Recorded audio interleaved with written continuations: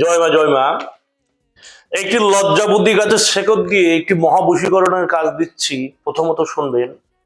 প্রথমত কোনো শুভ মুহূর্তে একটি লজ্জাবতী গাছ পরপর 3 দিন পান সুপুরি দিয়ে জাগিয়ে ধূপধুনো দেখিয়ে একটি ঘিয়ের বাতি দিয়ে সেই লজ্জাবতী গাছ তান্ত্রিক পদ্ধতিতে উত্তোলন করিয়া একটি মন্ত্র, এই মন্ত্র মাত্র 21 বার পাঠ করে 21 খানা ফু দিয়ে এই ডান হাতের তর্জির আঙুল দিয়ে 3টি টোকা দিয়ে সেই লজ্জাবতী গাছের শেকড় একটি লাল কাপড়ে পেঁচিয়ে সেটি লাল সুত্তিকে দ্বারা কেউ যদি নিজের ডান হাতে বা বাম হাতে ধারণ, নারী হলে বাম হাতে, ছেলে হলে ডান হাতে ধারণ করতে পারে, তবে অবশ্যই সে রমণী হোক বা সে পুরুষ হোক সে বাধ্যগত হবে। মন্ত্র বলি, মন্ত্র হচ্ছে কামিনী কামিনী মহাকামিনী কামিনী দিল বর, আমার এই শিকড় পরা অমুকে কি শিগগির লাগ শিগগির লাগ, আমার এই শিকড় পরা যদি লঙ্গে ঈশ্বর মহাদেবের পঞ্চমুণ্ডী বাম পায়ে থাকে।